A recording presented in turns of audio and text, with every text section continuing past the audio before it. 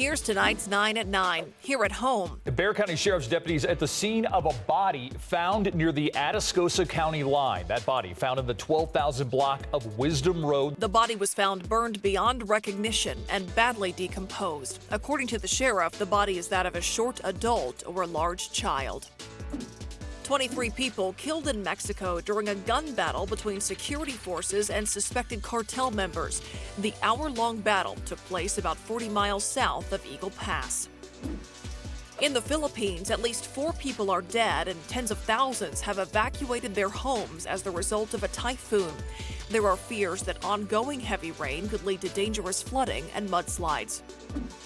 Here at home, neighborhood traffic now back to normal this afternoon after a small plane crash landed just short of the airport on West Rhapsody. All 3 people on board that plane, which was bound from Sugar Land to Boerne, were killed. One of them was a UTSA senior. National Transportation Safety Board investigators arrived at the scene this morning. So a preliminary report will be released in 5 days. Factual report will be released between a year to 2 years. And then right after that, the probable cause will be issued. Chicago police say they're cracking down on people selling guns and drugs on Facebook.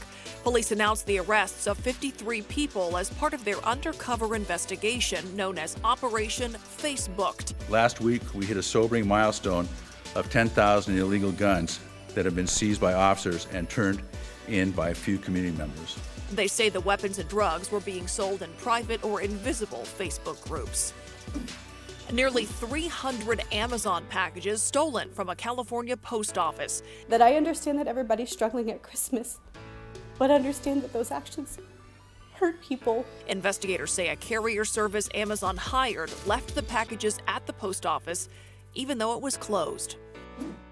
Surveillance video captures the moment a naked man breaks into a Memphis home. Buck naked, didn't have on not a stitch of clothes. Police say the man walked around the neighborhood wearing nothing and carrying a shotgun. He's also accused of breaking into a home and hitting neighbors on the head with the shotgun. Police were able to arrest him. He's now facing multiple charges. An elaborate public art display is stirring controversy in Vancouver. The $4.8 million chandelier is hanging underneath a bridge.